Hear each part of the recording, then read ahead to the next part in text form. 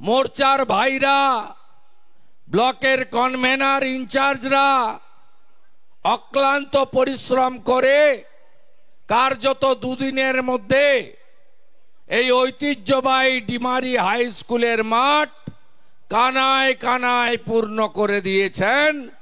আমি সকলকে কৃতজ্ঞতা জ্ঞাপন করি। মঞ্চে উপবিষ্ট আছেন জেলার মাননীয় সভানেত্রী, আমাদের বিধানসভার উচ্চ কণ্ঠস্বর, আমাদের সকলের অত্যন্ত প্রিয়জন বিধায়িকা সম্মানীয়া তাপসী মণ্ডল মহোদয়া। আমরা যার জন্য এসেছি তিনি আজকে গোটা পশ্চিমবঙ্গে নয়, ভারতবর্ষের মানুষের কাছে সমাদৃত,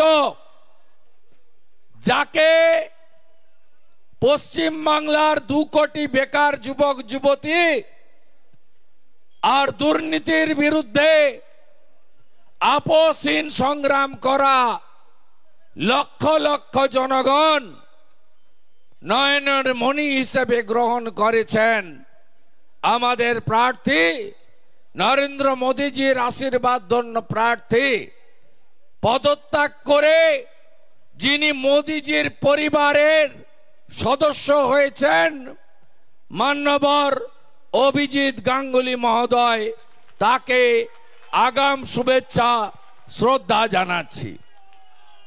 আমি একটা প্রতিশ্রুতি চাইব আপনাদের কাছে, দিবেন তো? 14 সালে আমার যে মার্জিন ছিল 2,46,511, তাকে টপকে দেওয়া যাবে তো? একটা ভোট হলেও বেশি দিতে হবে, আমার থেকেও বেশি ভোটে যেন যেতেন। চুক্তি হলো, চুক্তি পাকা, একদম পাকা। তমলুক 30,000 দেন, বাকি অঙ্ক আমি মেলাবো। তমলুক 30,000 মার্জিন দেন, বাকি অঙ্কটা আমরা মেলাবো। উপবিষ্ট আছেন রাজ্যের সম্পাদক, ক্লাস্টার ইনচার্জ সহকর্মী উমেশ রায়। উপবিষ্ট আছেন রাজ্য কমিটির সদস্য তথা এখানকার ইনচার্জ মাননীয় অনুপম মল্লিক।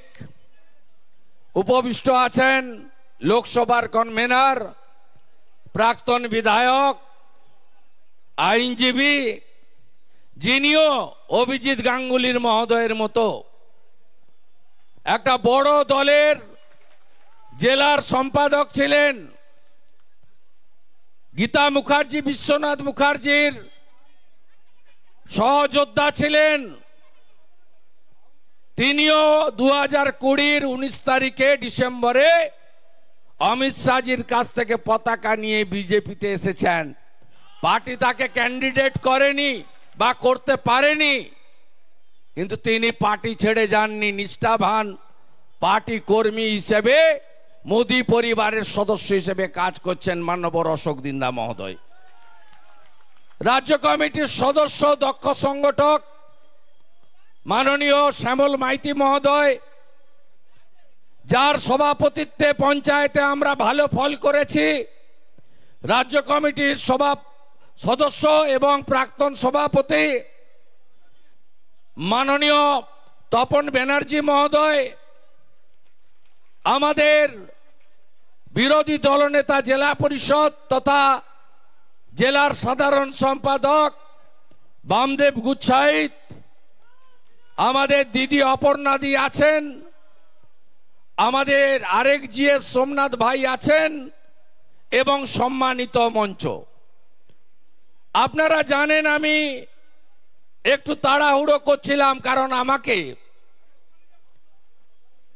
উলবেড়িয়া লোকসভা কেন্দ্রের শ্যামপুরে যেতে হবে। এখান থেকে 1 ঘন্টা তো লাগবেই। এখান থেকে বাগনান, বাগনান থেকে 25 কিলোমিটার। সেখানেও মাঠ প্রায় ভরে গেছে। আপনি ভাবছেন উলবেড়িয়া জিতব কি করে? আমি বলছি উলবেড়িয়াও পদ্ম ফুটতে চলেছে, চিন্তার কোনো কারণ নাই।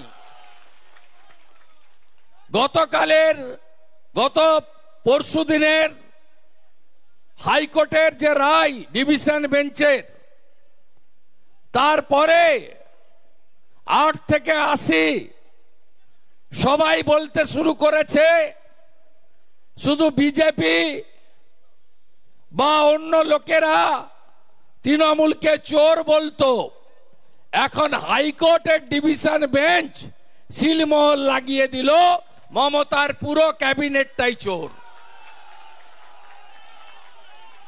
আজকে একটু আগে আসার সময় মেসেজ পেলাম কাকুর কণ্ঠস্বর মিলে গেছে, ইডি রিপোর্ট করেছে। কাকুর কণ্ঠস্বর মিলে গেছে মানে এবারে ভাইপোর প্রেসার বেড়ে গেল। এখনই মাপলে দেখবেন 180-র উপরে প্রেসার রান করছে। কি বলছিল? আমার সাহেব, ওর কাছ অব্দি কেউ পৌঁছাতে পারবে না। ধর্মের কল বাতাসে নড়ে। এই চোরেরা পশ্চিমবঙ্গে সব লুট করেছে। যাদের চাকরি চলে গেছে তাদের মধ্যে অনেকে বলছেন আমরা যোগ্য। এই যোগ্য কারা আর অযোগ্য কারা, এই রিপোর্টটা দেওয়ার কথা ছিল স্কুল সার্ভিস কমিশনের। তারা চোরেদের বাঁচানোর জন্য অতিরিক্ত পোস্টে নিয়োগ করা লোকেদেরকে বৈধতা দেওয়ার জন্য, দোকান খুলে টাকা নিয়ে নিয়োগ করা লোকেদেরকে বৈধ করার জন্য যোগ্য কে আর অযোগ্য কে এর তালিকাটা পর্যন্ত কোর্টে দেননি। এখানে যারা কেস করেছেন, যারা কেস লড়েছেন বা প্রধান বিরোধী দল বিজেপির কোনো ভূমিকা নেই। সম্পূর্ণ ঘটনার জন্য যদি কেউ দায়ী হয়ে থাকেন তার নাম মমতা ব্যানার্জি। পালাবে কোথায়? কালকে আসছে আকাশ রানী মহিষাদলে, যত আসবে তত হারবে। 2021 সালে 18ই জানুয়ারি নন্দীগ্রামের তেখালিতে এসেছে। তেখালিতে আসার পরে 4টা জেলা থেকে লোক নিয়ে এসছে। ওর পাশে যারা তোলামূলের নেতা ছিল বলছে সব নন্দীগ্রামের ভোটার, আপনি এইখানে দাঁড়িয়ে পড়ুন। এমন টুপিটা খেয়েছে, দাঁড়িয়ে পড়েছে, আর ঠেলায় না পড়লে বিড়াল গাছে ওঠে না। 1956 ভোটে হেরে মেদিনীপুর তার ভূমিপুত্রকে, তার বাড়ির ছেলেকে, তার ভাইকে, তার বন্ধুকে গ্রহণ করেছে। আর বহিরাগত মমতা ব্যানার্জিকে বলেছে টাটা বাই বাই, হীরক রানী বাই বাই। এই হীরক রানী কালকে আসছেন আকাশে হেলিকপ্টার চড়ে, মিথ্যা ভাষণ দিতে আসছেন। 21-এর আগে বলেছিল ডবল ডবল চাকরি হবে, এখন ডবল ডবল চাকরি যাচ্ছে। 21-এর আগে বলেছিল ও মোদি ভ্যাকসিন লাগবে না, সব ভ্যাকসিন কিনে দেব। তারপরে বলছে মোদিজি ভ্যাকসিন দেন, ধরম বাবা রক্ষা করো। মোদিজিও 15 কোটি 17 কোটি ভ্যাকসিন বাংলাকে বিনামূল্যে পাঠিয়ে দিয়েছেন। এই মিথ্যাবাদী মুখ্যমন্ত্রী প্রত্যেকবার ভোটের আগে বলে 60,000 চাকরির নোটিফিকেশন হয়ে গেছে, এখন বলছে 10 লক্ষ চাকরি আমার হাতে আছে। এর কথা কেউ বিশ্বাস করে না। এর আমলে আপনারা শুনে রাখুন, আমি কিছুদিন ক্যাবিনেটে ছিলাম। এই ডক্টর অমিত মিত্র বলে একটা লোক আছে, 6 লক্ষ পার্মানেন্ট পোস্ট অবলুপ্ত করেছেন। তার বদলে 30,000 কন্ট্রাকচুয়াল চাকরি হয়েছে পার্টির নেতাদের আত্মীয় স্বজন অথবা টাকার বিনিময়ে।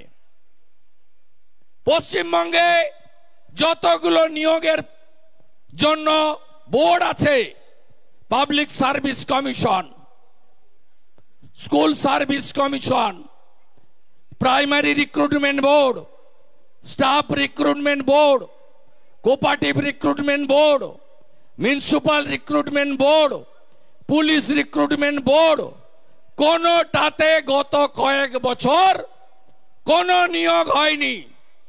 ত্রিপুরার মতো ছোট রাজ্য, মানিক সরকারের, মানিক সাহার মন্ত্রিসভা, তারা একটাও পিটিটিআই পাস করা লোককে বাড়িতে বসে থাকতে দেননি, জিরো করে দিয়েছেন। বিহারে সব para teacher part timer regularise.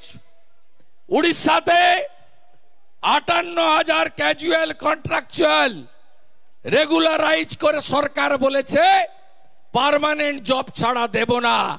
আর এই রাজ্যের নেত্রী বটে শিল্প বাগান গুজরাটে। একটার পর একটা কারখানা বন্ধ করে রাজ্যটাকে শ্মশান করেছে। পিসি ভাইপোর কথা, ভাইপো কবে আসছেন? গোল্ডেন রিট্রিটে এসেছিলেন। 3,500 পুলিশ, একদিনে 1.5 ঘন্টার মিটিং এ খরচ 27 লক্ষ টাকা।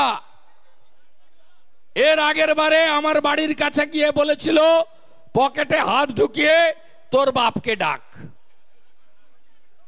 যত বলবে মেদিনীপুরের লোক তত এদের ঝাঁটিয়ে বিদায় করবে, ঝাঁটিয়ে বিদায় করবে।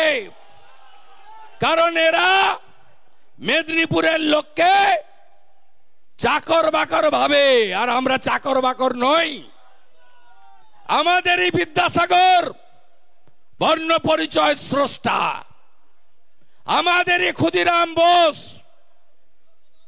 বিস্ময় বালক 1908 11ই আগস্ট জীবন মৃত্যুকে পায়ের ভিত্ত করে আত্মবলিদান দিয়েছিলেন। আমাদেরই মাতঙ্গিনী হাজরা, যার নামে এই ব্লক, তিনি তমলুকের বানপুকুরে 42-এর 29 সেপ্টেম্বর আত্মবলিদান করেছিলেন। আমরা এই মেদিনীপুর 42-এ 17ই ডিসেম্বর সতীশ বাবু, সুশীল বাবু, অজয় বাবু জাতীয় সরকার প্রতিষ্ঠা করেছিল। ব্রিটিশরাও ফেলতে পারেনি। 22 মাসের বেশি এই সরকার চলেছে। আমরা এই মেদিনীপুর দেশপ্রাণ বীরেন্দ্রনাথ শাসমলের মাটি। আমার কাঁথির বাড়ি থেকে 5 কিলোমিটার দূরে চণ্ডী ভেটি, একমাত্র হিন্দু সনাতনী স্বাধীনতা সংগ্রামী যাকে মৃত্যুর পরে দাঁড় করিয়ে পোড়ানো হয়েছিল। আমরা মাথা নত করতে জানি না।